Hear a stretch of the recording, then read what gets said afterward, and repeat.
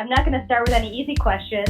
What would you do if you couldn't fail? I was vulnerable in the sense of I was just who I was. In my journey as an entrepreneur, I really found who I am as a human. I was much more emotionally available to everyone because I was much more balanced. Finding the grace and the humor in the balance of it all. Whatever happens in the gut happens in the brain, and whatever happens in the brain happens in the gut. Do you have a specific morning routine? I was able to sort of reset my nervous system by getting involved with the cold. Allow ourselves to have imperfection. Absolutely had mentors, absolutely 100% had coaches. A wake-up call to me that I could not try to be something I'm not. Seeing results of just isolating the breathing was having these tremendous impacts on my physiology. Work at a gratitude practice. What the hell am I doing? Can I really do this? Is this really worth it? 90+% of the decisions that we make today actually stem from fear. When was I proud of myself today? I think for me, it's really inspiring people to step out. And you don't have to step all the way out. Then there are these other moments of magic and joy. If we can just push into discomfort, we actually find that on the other end, there's a lot of benefit. What's your purpose? Nothing starts without a plan. Nothing ever goes to plan. I think we're going to see a new realm of healing that ultimately wasn't available to us. If we can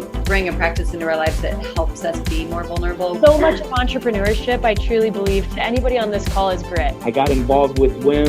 I just love the guy. He's just a great human. When people are on the path, they shine. We so often convert things into flaws as opposed to strengths. We all deserve to be happy, healthy, and strong. I'm so thrilled that this content is getting out there, that you guys are promoting bold and vulnerable message and aspirations for people, because I hope that we can all really live that every day. Hey, this is Jessica. I'm Svetlana, and you're listening to the Bold and Vulnerable podcast, Where we aim to inspire others to live authentically through sharing the bold and vulnerable stories of peak performers across a variety of industries.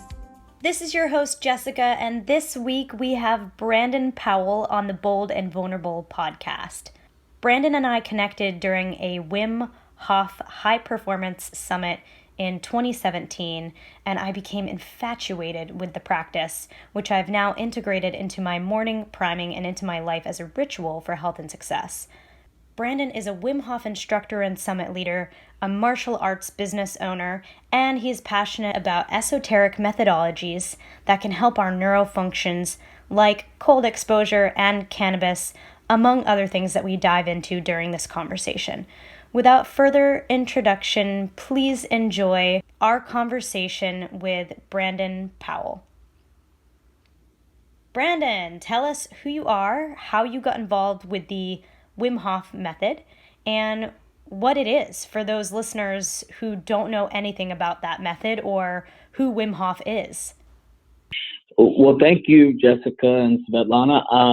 My name is Brandon Powell, and I am, I'm many things, I guess. At this point, I am a high performance coach who is utilizing various modalities like I heard Svetlana speaking about. And one of the key practices that I've been involved in through first a personal practice, and then ultimately now working and coaching and teaching it as like as a part of my profession, is the Wim Hof Method. And the Wim Hof Method is it's an amazing practice that developed over really. You could say it was like a lifetime of work from Wim, but it basically became a method through being able to get some scientific research behind it in 2012.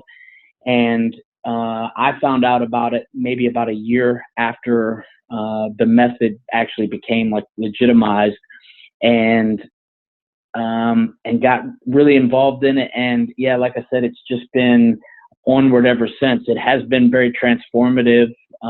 I've met some key players that have really influenced me to, to take this thing and run with it, and Wim included in that. And so it's just, it's been like, it's been pretty cool. I'm balancing all kinds of things.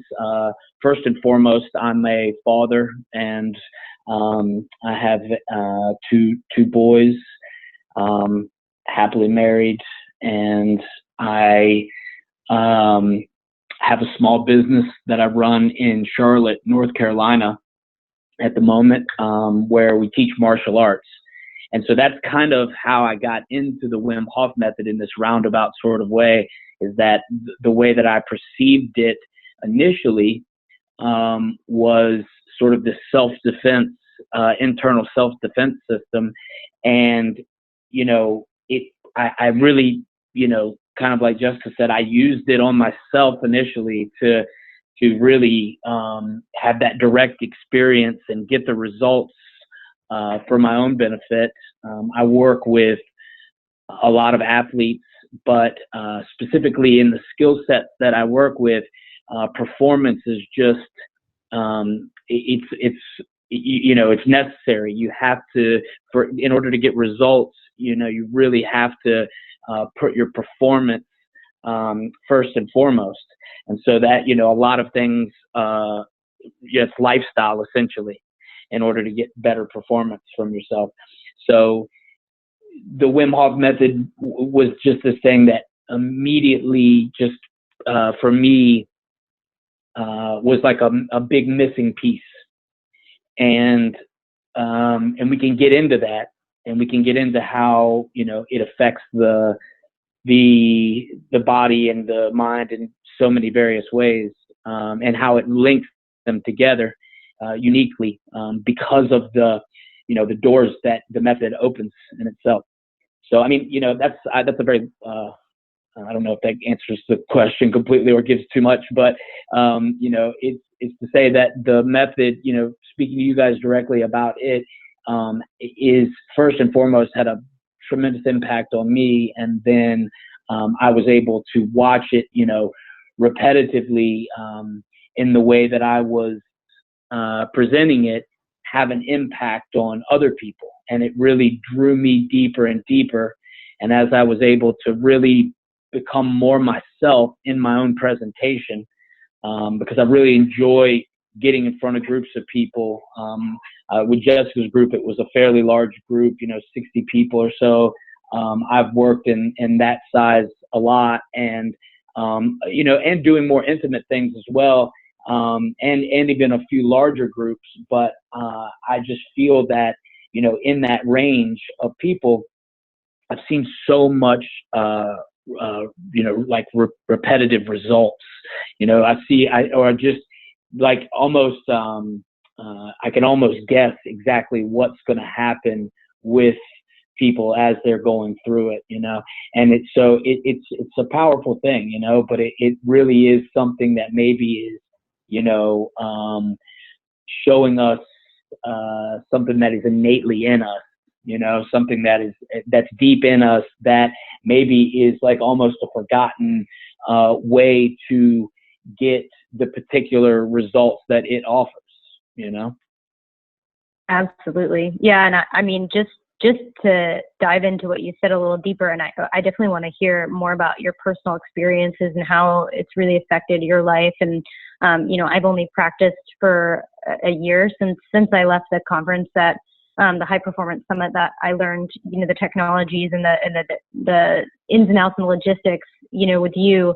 I've taken it into my own life, so happy to share anything on that as well. But I think that the biggest thing that you touched on was, and for those listening that have not heard of the Wim Hof method, I think you gave a brief overview of kind of how deep it can go. But essentially, it's, we've developed as humans this attitude towards temperature, and our, we wear clothes as humans now in this society that we're in. Who knows what will happen in the future? But we wear clothes, and it's been this thing where we've almost masked how we can really control our temperature in the wild. And I think that the Wim Hof method has really kind of, personally brought me back to nature and brought me back into my body and to all these mechanisms of how I can relate to survival just on a basic level. And in turn then helps that physiological just trigger of, okay, I can get through this. This is some sort of adversity, but I can come through it. And then that's where the Wim Hof method really pulls out the inner power, the inside, the awakening, all of that good stuff that you're really looking for. So I think that just what you said is in itself like a beautiful overview of kind of what the Wim Hof method can do for you. Svetlana, I don't know if you had anything to add there, but I think that I was really interested just in Brandon's like personal journey and like maybe how it's affected his life. Yeah, I was actually going to ask, about the transformations and, sort of like how things are now versus then with the method. Because I'm interested in like the nervous system and, the mind and like what you were saying, the body temperature. Like I really want to know what it's like, how it's helped with in terms of like adaptability and mindset and spiritual practices. So I have a ton of questions. You can paint a picture of like what you were like before you introduced the method into your life, that old Brandon, like paint that picture for us emotionally, and then maybe the after effects, because I'm sure it's two different human beings.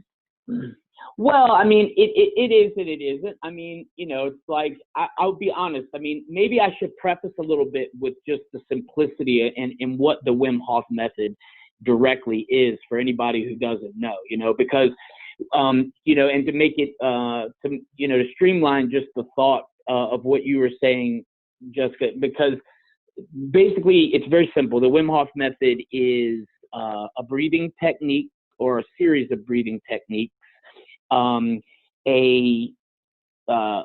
work with cold adaptation, which is to say gradual exposure to the cold, okay, and then mindset training that is based around sort of a connection of all of the elements, your internal willpower, your drive, your adaptability to stress, on all forms.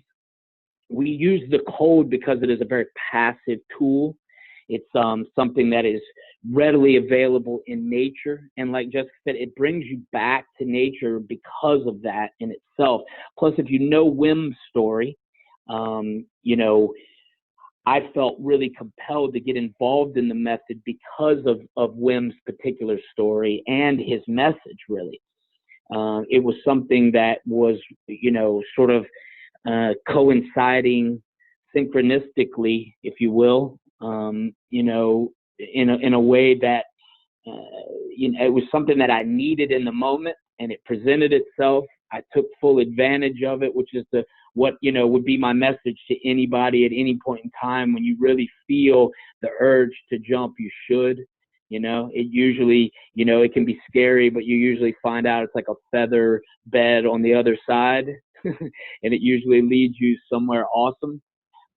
Maybe not always, but I think if it's a good thing and you can perceive it as such, with Wim's method, the thing that was so good for me was I didn't need complexity. I needed simplicity at the time because I had so much going on in my life. So there was like this, I was building a business. I had my first son was born. He was only 6 months. And at the same time, I was building my business. So those two things are difficult and enough. And then we kind of had a minor, tragedy that sort of dictated, it definitely changed the route of the way that we were living our lives. And what happened essentially was that we were raising dogs, and I have been for lots of years throughout my life, been really interested in dogs, and I had what the breed is an American Bulldog, and these dogs are known for their stability and their ability to be really, great family pets, and also, you could say guardians.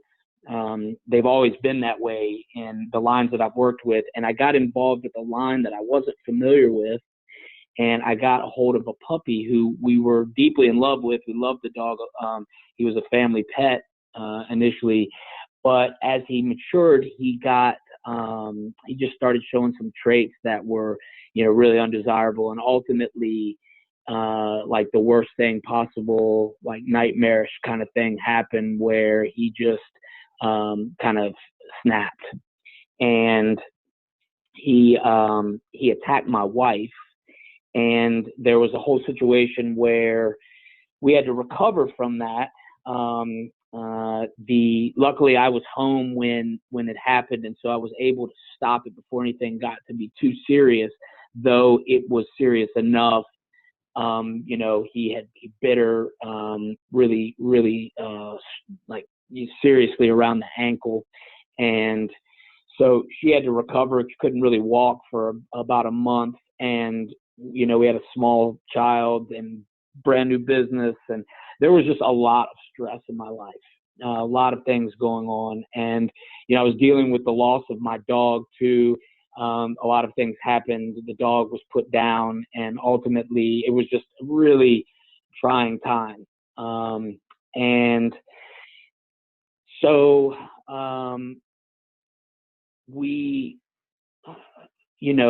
we're dealing with a lot of stress, a lot of change, and things didn't seem to be moving. They were stagnant.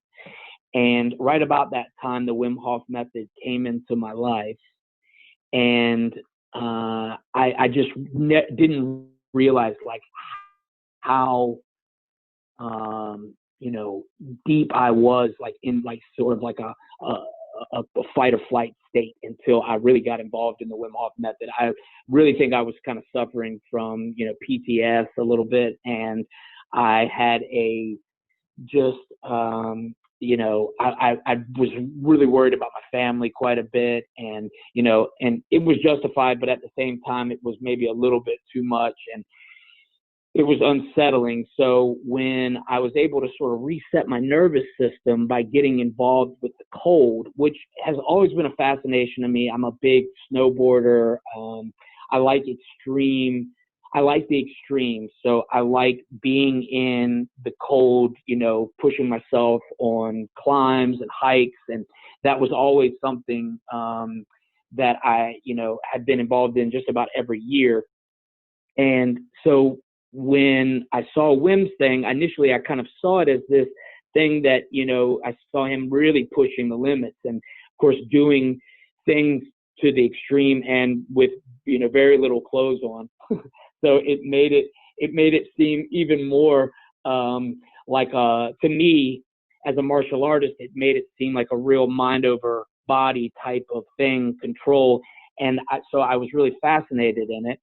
And, it was just like a lot of key things, particular movements that I saw him doing while training in the cold reminded me of martial arts, breathing techniques. I see yoga as very much an internal martial art, especially when it's being utilized and pushed, which is to say, using the breath work to achieve different things like overcome or balance in altitude, maybe balancing fears in different various states, like climbing. A lot of high-level mountaineers and climbers are practitioners of yoga. And so I saw this connection with Wim right away, and I recognized something in myself, and it was just like, this is something I want to get involved in. And it's immediately once I started the breath work and started doing the cold, I'm one that tends to push himself a little bit. So I was really trying to get results, and I didn't even have to try very hard. And that was, what sold me on it internally, at least, was that I immediately started to feel things as soon as I started to do it. And as someone who is, can be skeptical about things, I, will even doubt myself I gave myself a few times with it. I kept seeing the repeatable results. I kept recognizing the way that I was interacting with people was beginning to change because the stress was dialed back. So I wasn't so intense. And really, I just became much more available to people. The people that I loved, I was much more emotionally available to everyone because I was much more balanced. So, you know, I could think a lot clearer. I was in a reset sort of place. And so I just kept going further and further, you know. I mean, I recognized I wasn't being, you know, as big an ass as I could be to people. And I really was being a nice guy on the general. And I could just see this in myself as like an outside perspective, which was really powerful to me. It was like this repeatable feeling of just like, man, I feel great. And then the cold has so many benefits as a personal trainer and a coach and martial artist. Like I've been for really all my life. I've been involved in this type of training, and I just could see at my age, you know, at 40, I was gaining some really, you know, unique physical, let's say, hacks. You know, I was overcoming things and getting stronger and feeling better.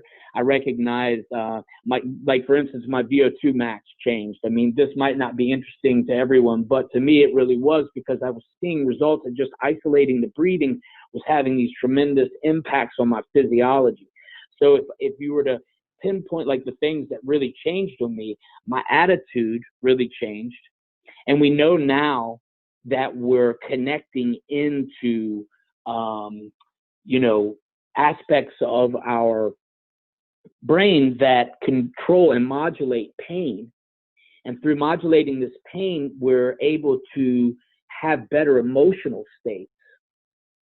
So the connection between, let's say, like the most primitive parts of our brain, like what, you know, we might consider like the reptilian brain, were, you know, interacting, and I felt like you know, at least this is how we perceive it, that we're influencing these aspects of the brain, which is, you know, thought to be unheard of, because we're manipulating the autonomic nervous system. And, you know, this is always, you know, I mean, obviously it's called autonomic for a reason. And we're seeing that these results can be, you know, like I said, they can be shown to have like really lasting effects. I've worked with all kinds of people, and I hear all kinds of stuff back, and especially for the people who keep it up, you know, because at the end of the day, it is a practice. It's something that it's like an energy system. It is an energy system. It's an energy system that will, you know, diminish if you don't interact with it. So it's a conversation that you're having with your body that you might not be used to. A lot of people, like Jessica said, we tend to shy away from the things that push us. But, you know, if we can just push into discomfort, we actually find that on the other end, there's a lot of benefit. And, you know, it's just like any kind of stress. And there's a lot of metaphors for this, but, you know, what it comes down to is that if you stress yourself a bit, you know, if you take a bit of poison, then your immunity gets stronger and you become more resistant and more resilient. And that's kind of what the Wim Hof method does. It stretches us in all these various directions so that when we come back to our baseline, our homeostasis, we're very, very centered. And that's what it did for me. It centered me in a time where I, you know, was more existing like in the whirlwind of events caught up in things, not able to lift my head out of things and be able to actually detach a little bit and separate myself so that I could actually get a handle on things and then redirect. And so, that's what happened. And then all of a sudden I was having some positive effects on people, and I kind of got pushed into the idea I should become an instructor to do this. And so I sought out Wim. I got involved with Wim. I just love the guy. He's just a great human.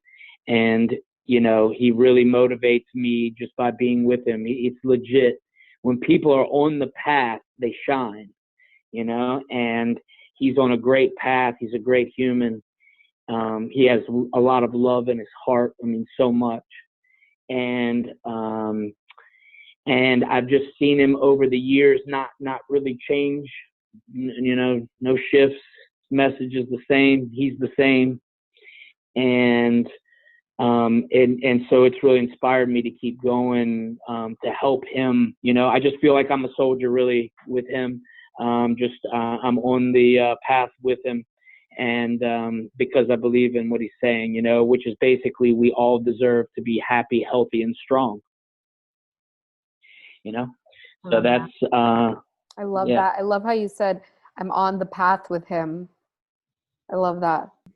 Yeah, and thank you for sharing your like more the personal side too. I think that just really opens up kind of where you were, and I think that there's a lot of people out there that maybe don't know that they are struggling and maybe don't want to, reach out for different types of methodologies that could help them. And I think that I just appreciate you sharing with us like so deeply what led you to this path, and just we just appreciate the vulnerability there, because I think that's like a huge part of your life that, if that adversity hadn't happened, maybe you wouldn't be on this path, right? And I think that there's some beauty in just like the story that you told. So just thank you for sharing that. That was amazing. Yeah. Thank you so much for sharing that. Like that.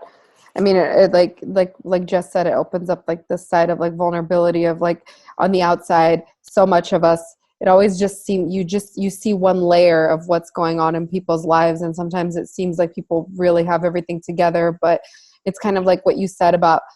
You mentioned like the reptilian brain and how like I'm not sure if you went into like the parasympathetic and sympathetic nervous system, and how like everybody, like a lot of us, and it sounds like Wim's method, right, is sort of like what you said, that mind-body synchronicity, and it's upgrading that nervous system to sort of like get out of that reptilian mode of like react, and more so like, hold on, let me take a step back and like be more on the observant side of things. Yeah, I mean, it's, ultimately what we're learning how to do is become more adaptable. And honestly, it's not that we want to get away from anything, really. I mean, we don't want to get away from, say, for instance, the reptilian brain. Like, I mean, ultimately what we want to understand is that we have more control than we thought. A lot of times what we find is that it's our second guessing that keeps us from doing things, right? And so I think it's this idea that the will is the underlying driving force. And for me, I don't take anything lightly. I'm a lighthearted human at the end of the day, I mean, it's a short ride here, so we shouldn't take things so serious. But I feel that, that with certain like skills, that if we have a goal and there's an objective, you have to ask yourself why. Like for instance, if you're going to build something, the architect always wants to know why and what are we building. And for me, it all comes down to a philosophy of consistency. Like, I want to be able to build a structure where there's going to be the ability for me to rebuild using this type of ideology or format, And so the fact that the Wim Hof method gave me some great tools that I was able to work with really fast, and I was able to see things. I recognized that there was, like he said, that we do have the ability to do things more than we thought. Like, I was sitting in, I have an ice bath that I can sit in regularly, and so I was sitting in 32-degree water just about every day, and realizing, like, I'm getting to the point to where I can shrug this off for a good bit of time, and I can sit here and stay concentrated. And I was able to find these crossovers because of the philosophy, like I was saying, through other practices that I've done, where I was able to really understand.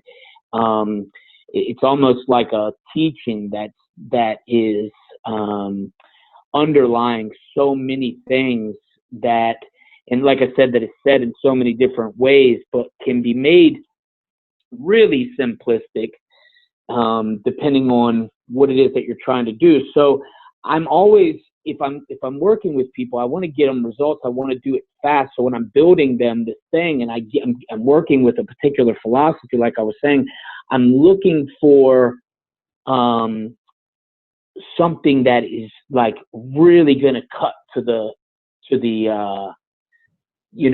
really going to cut through the bone. And what I mean by that is, like, I put my time into things that I know are going to work. I practice no nonsense type of skill set that I know will give me something. You could say that are scientific or whatever, that have these results. And when I saw that with the Wim Hof method, I knew it was one, and I had to continue on. And it was so powerful because of how it was affecting my mind. But, like I said, I'm not running from, or I'm not the reptilian mind, the mammalian mind, let's say the prefrontal cortex, what makes us human now, if you want to look at like the evolution of the brain, if you want to say it in that way, everything has great uses. And to me, there's no mistakes, I see that as humans, like I said, I take things serious, and I see things as humans where we want perfection. I don't believe it's attainable. I think the great philosophers that come before us have spoke on this so much, but if you look at things, we can't have perfection, but we can have, we can really learn to play within our rule set and be able to expose what is available to us to the highest degree, especially with a belief system and a willpower structure that is oriented sort of in the same way. So if your will and your belief really line up, then you have something that's a great tool. I believe exposing yourself to various stresses as a tool to be able to come back, like I said, and be able to take on whatever the challenge is. That's why I really enjoy fitness. I mean, first and foremost, fitness is our survival mechanisms, so it's connected directly to our reptilian brain, and it's all about survival. We don't get to wear the Nike gear and work on our desirable traits until everything gets very domesticated. But when we're left in the wild, fitness is all about proving, it's like survival of the fittest, right? I mean, that's why we say it that way. And so fitness is ultimately, this thing about training the body to be a survival machine. And we have this amazing body, so we should try to use it. And that was, again, just what I was seeing, like with the method, with everything, it just was showing me tremendous results, like at such a fast rate. And I was just seeing like really recovery. And that's such a huge thing. Like it was making my sleep better. It was making being able to eat better, because I was accessing a deeper aspect of the parasympathetic nervous system. That's what's so fascinating about it, is you really start to become much more aware of where you sit within your nervous system when you play with your nervous system. Imagine that.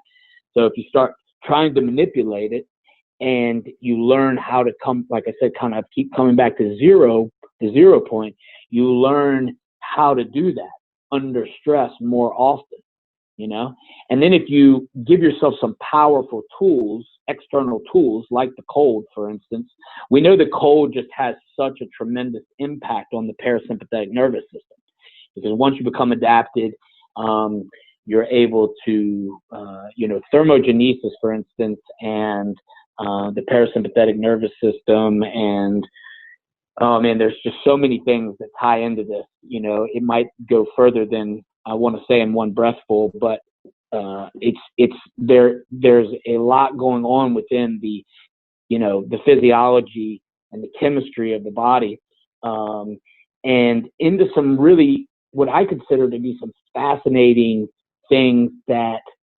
we, at least in the last several hundred years, as humans, have not really looked at, in regards to, let's say,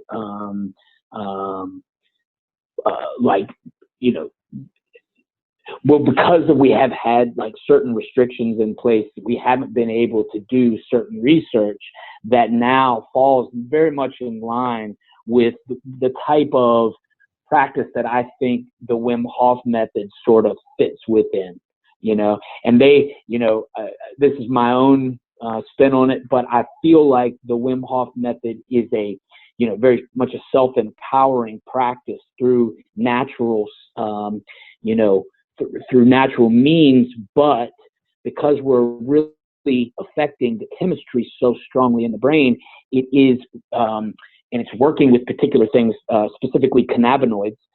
We see that the fact that now, like, restrictions are being lifted on various drugs like cannabis, I think we're going to see a new realm of healing that ultimately wasn't available to us.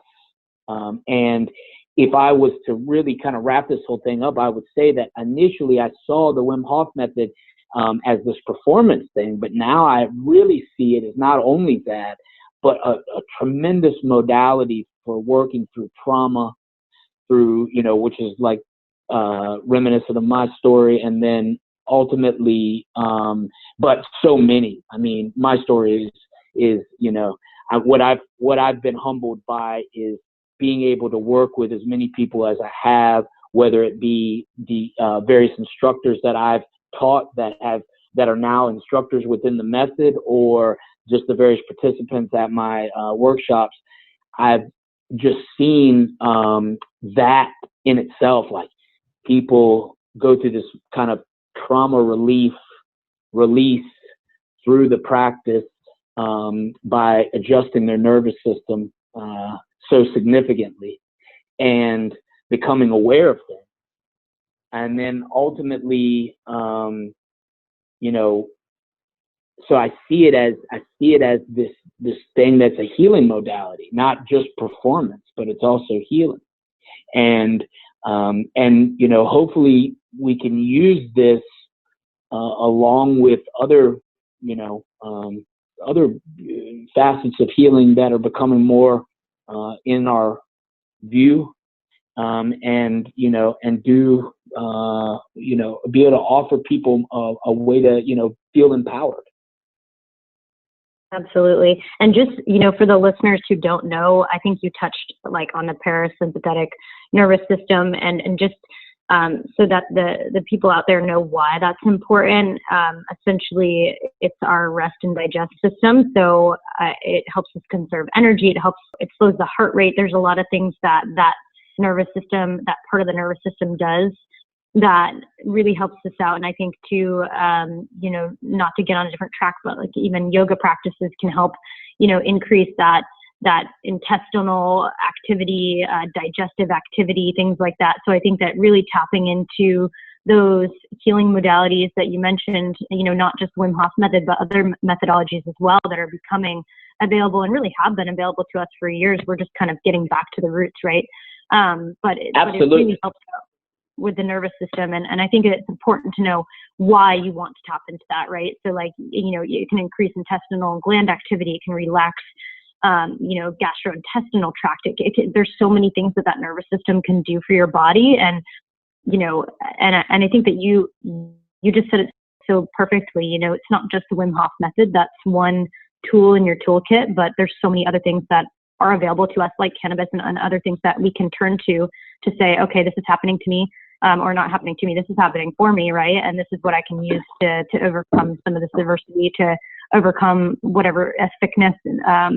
You mentioned PTSD, like a lot of things that we sometimes shun in our society, and not sure why, but they're not spoken about openly, right? And so then we have all these things that accumulate over time into bigger issues. And I think that we can use these tools and these methodologies and these healing, just healing ways to help our bodies not just adjust from the nervous system standpoint, but also, with your mind as well. So you just touched on so much of it. I think if you want to,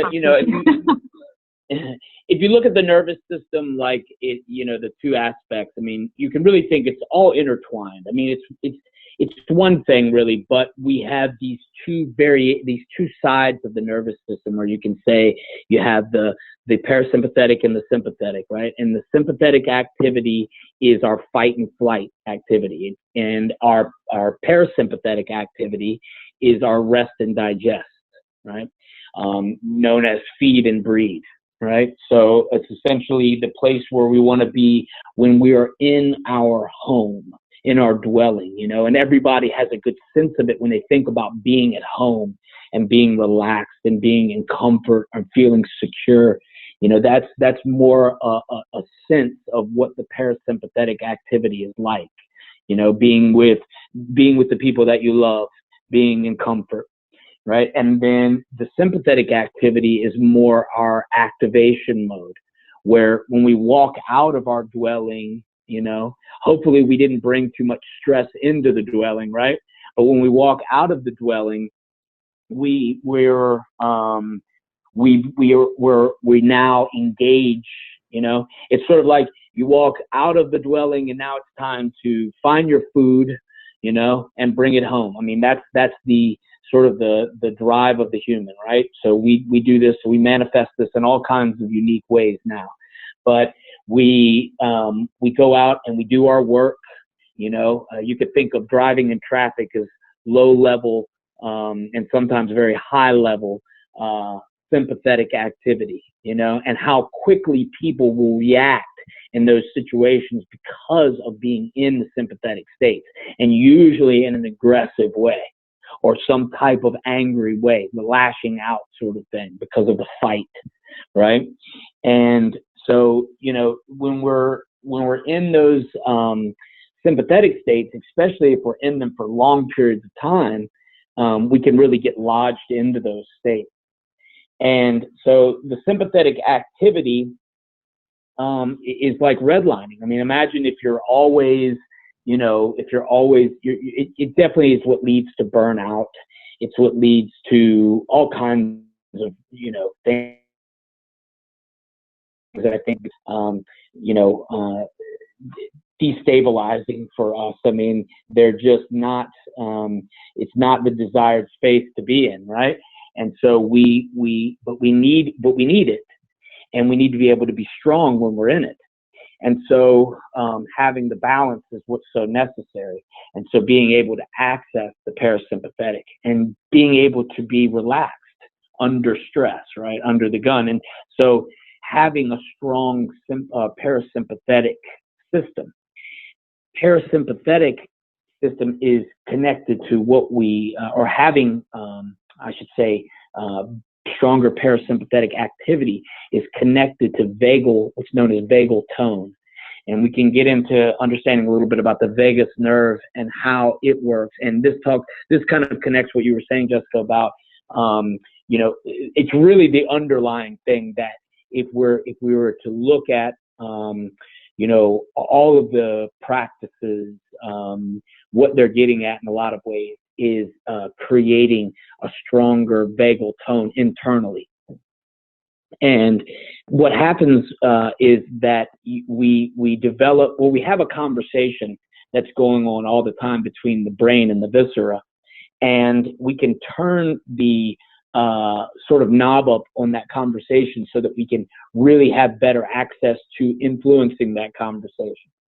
And this gets into some really, to me, tremendously fascinating stuff when you talk about what's called the polyvagal theory, because our vagus nerve controls, it influences, and again, it's sort of the message line between, the heart and the brain, or the stomach and the brain, or the various other organs in the brain.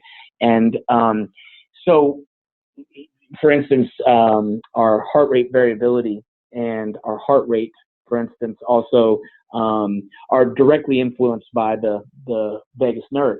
And we know when we're in,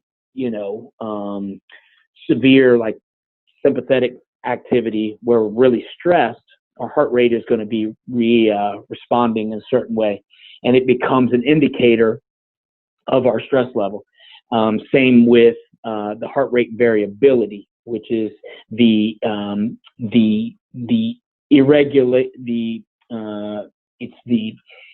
variation between the heartbeats and the fact that heartbeats are irregular. And so when you're looking and studying heart rate variability, which is something that is another indicator of vagal tone, we can see when we have better, stronger heart rate variability, we have a better vagal tone system in place. And that means that it's like a panacea. Like if you have vagal tone, then you're everything from eyesight and your hearing and all of these various things become much more they become affected, and so they become, I think, strengthened, ultimately.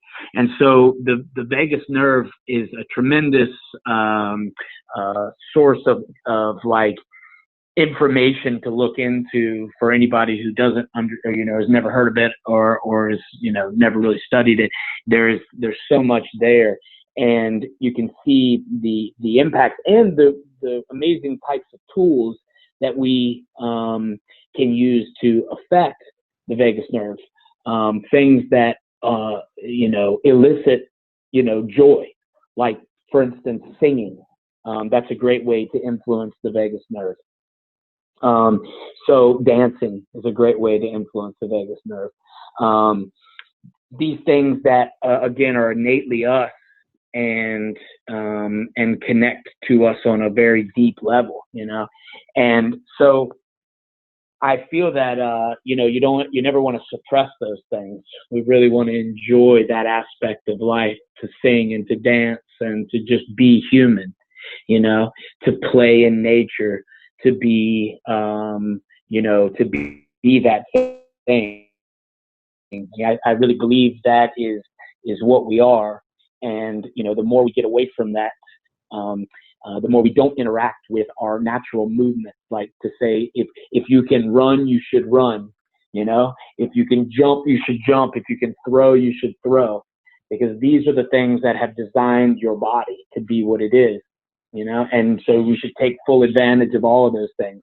You see them in children, It's the joy of watching children grow. You watch and you see exactly what we should try to maintain, you know?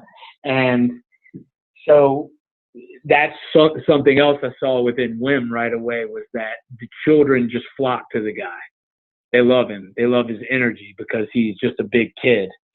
And it really brings that aspect out of you, which goes back into what I was saying about the polyvagal theory.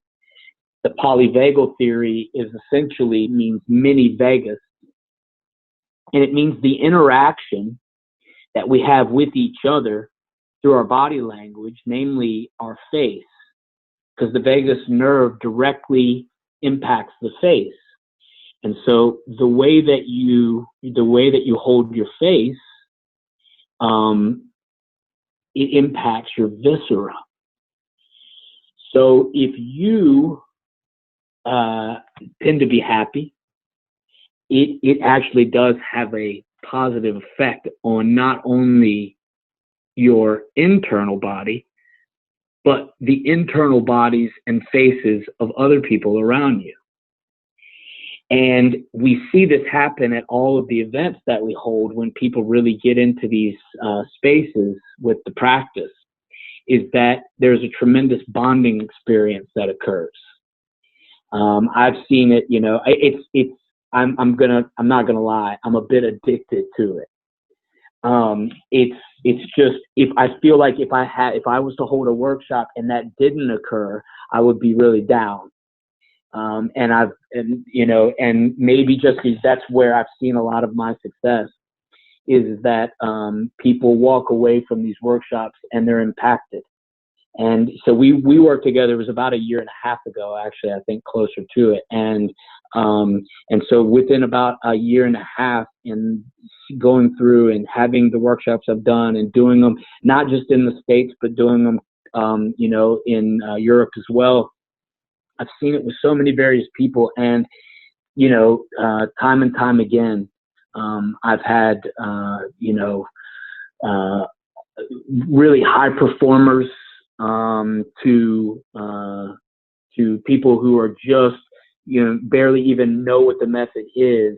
They all walk away generally with the same look on their face.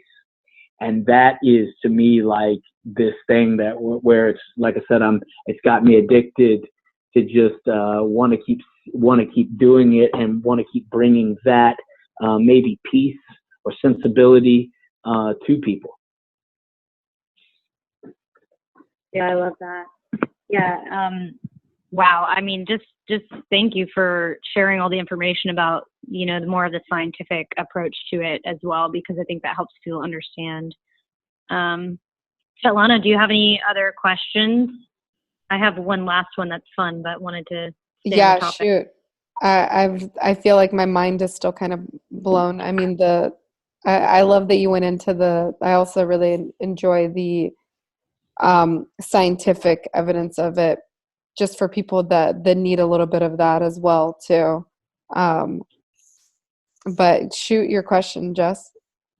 And then I'll just interject really quick as to say that there's so much good science to look at. If you go onto the Wim Hof Method website, wimhofmethod.com, you can, check out the various scientific information that's there. You can see instructor profiles. That's a good way to catch up with me if you want to make contact in some way. If you have any questions about things, I'll be happy to answer them through the platform. So that's a good way to just contact me within regards to this information. Yeah, absolutely. And we can send out, that information to the listeners as well, just so that they have access to that. My question was more of a fun question, because I know that, you seem like you're on this journey and this path, and I really just had a quick question about your routine, like your morning routine. I know we get asked a lot from different listeners, and I like to just ask everyone we talk to, like, what is your routine when you wake up? Like, what's your morning ritual, and how does that set you up for your day? Well, so I would say about 5 days out of the week, I have a pretty ritualistic lifestyle with, my training. And so morning routine is that I get up around about 4:20 and between 4:20 and 4:30 or so. And I get up and I do breathing first thing in the morning. So I usually have a private breathing practice that I do with myself, and meditation. I like to do a seated meditation practice. Sometimes I do a standing meditation practice. Now that it's getting cold outside, I've been doing more and more of the standing outside. So I go through this private work. Then I go into my studio and I have 6:30 classes, and I work with other people. Usually we're doing breath work, and we do martial arts, Jiu Jitsu afterwards. But if not, I do some fitness instead. So we'll do breath work and fitness training. And then I fast. So I keep intermittent fasting going. Like, I'm still fasting for the day now. It's 2:00 my time. So I've been up this morning since about 4:30. I keep the fast going until about 4:00. So I do like 12 hours awake, and of course I've slept. So it's about like, a 16 or 17 hour fast. Nice. So yeah, so we'll do that. I do that usually every day. And then I eat hard. I begin eating, and I eat until, I have other training that I do in the evening with people, whether it's coaching people or my own personal stuff. And that's like I said, it's like 4 or 5 days a week. That's the set way. And then I have goof off days with my kids, where my morning routine is whatever they want it to be. So if they're throwing waffles at my face, I eat them, and I have fun. And usually I try to maintain my fast state most mornings, but if they want to have food and do fun things, I try to give to the family, because I feel like that's like the most important, So that's my morning routine. I love it. And I guess one last fun question on my end. Are there any books that you would recommend, or that you're reading right now, or anything that you've read in the past that you think would be helpful for listeners that are on a kind of a journey? Any reading material that you would recommend, or that, or even if you're not a big reader, like any sort of content or podcast or whatever you're into these days that you would recommend for anyone out there? Sure. You just asked my question. There's so much. To be honest, I love taking in content right now. I mean, I'm the type of person, I do read a lot, and it's the way that I have to do things a lot of times is through either like audiobooks or podcasts, but ultimately, if I can get the time to read, I'll do it. What I'm into right now, and it's been, one of my big interests is philosophy.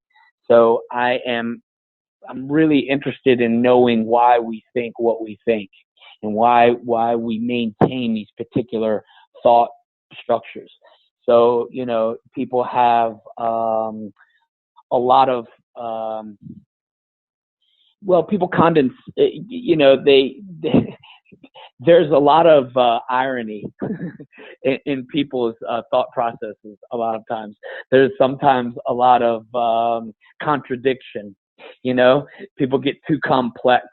They become so complex that their contradictions are very apparent, and so for me, I'm always really interested in understanding philosophy.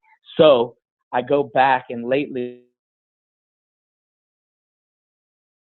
and I've really been going back and reading all through Plato and trying to better understand Greek philosophy, because the Greeks, have had such a tremendous impact on the way that we think. I mean, we have so our beliefs and right down to our morality and everything really came from that space and that time. And so I'm really fascinated with it. And I'm fascinated with, these sort of like philosophies that I think kind of are very intertwined with nature. And so I'm always looking at things like that. Believe it or not, I'm like reading an architecture book right now. And I'm also really into Graham Hancock. And I like, you could probably find, a lot of, if you came into my house and you were looking at all my books, because I have a small library, at my house, you would find, books that literally span from, Sufi mysticism to, Sesame Street to, how to grow your own vegetables to, I don't know, how to make juices and how to get a better night's sleep. And I mean, so I'm into everything. It's hard to find things that I'm not interested in learning about. I really think that is what life's journey is to just ask questions and learn. I love it. Awesome. Well, Svetlana, do you have any last minute questions? I just wanted to comment on the book collection. That's pretty awesome. Talk about like the polarity of like Sufi mysticism to Sesame Street. I love it. I guess, you know what, like, I have a last piece of like fun stuff. If there's one piece of advice that you would give to your younger self, what would it be? Oh, I would say to simply breathe more. I love breathe that. More. Mm-hmm. Yeah. Breathe. Actually, let me rephrase that. I'll rephrase that. Breathe better. Breathe better. Breathe better. Love that. Yeah. I love it. I have a tattoo on my forearm that's on my forearm that says breathe in Hebrew. Yeah, I mean, if you think about it, breath is spirit, and I think if you breathe better, you have more spirit. It was always indistinguishable. The greatest word that we have in our language for lifting people up is inspiration, right? And inspiration is essentially the word that unifies those two things, breath and spirit. And so when we understand that, to live is to breathe, I think it brings the greatest value. And so make the most of your breath. Wow. Thank you. I love that. Well, thanks so much, Brendan. I appreciate you taking the time to come on and chat and just share your story and share the content. I think it's just so powerful, and I know it's important to spread the message. And we can include ways to touch base with you. But if there's any, contact information that you have, I know. What is your Instagram handle? Just for anyone listening. How can people reach you? Well, currently, right now, so we're at the end of the year, and I have some really exciting things happening. I'm really stoked about. But we have basically, if you're looking for me on social media, it's just Brandon Powell on Facebook, or if you're looking for me like on Instagram, it's the handle is Brandon Powell 369 or. Yeah, no, sorry, 396, Brandon Powell 396 on Instagram. And then, but we're launching our site, which at the first of the year will be launched. I don't know when this will air or when you guys will hear this, but we have our brand is coming out. It's called Fire, and Fire is PHYR. And so this will all be launched, and maybe you guys, if you want to send out the information once it's all launched, we can link back up and you can have that. So everything is coming out the beginning of the year. I'm really excited about that. And so that begins, like I said, January 1. And so we're going through a bunch of transitions with that. But ultimately, yeah, you can find me there or the WimHofMethod.com. Awesome. Well, yeah, congrats on the launch of your new branding. I love that. I love the name. And I'm so excited to see what comes out of just you and all the content that you're creating over the next year. So, yeah, everyone go follow Brandon, and we'll talk to you soon. Thank you so much for coming on our Be Bold Mastermind. We were so excited to have you. Thank you. Thank you for having me. Yeah, really. Thank you guys as well. I really appreciate it. I really appreciate you helping me spread it. And so, yeah, I look forward to talking to you guys again. Thank you for listening to the Bold and Vulnerable podcast. For more information on today's speaker, please visit us at boldandvulnerablepodcast.com. And don't forget to rate, review, and subscribe. Let's keep spreading the love by being bold and vulnerable. Thank you. We love you.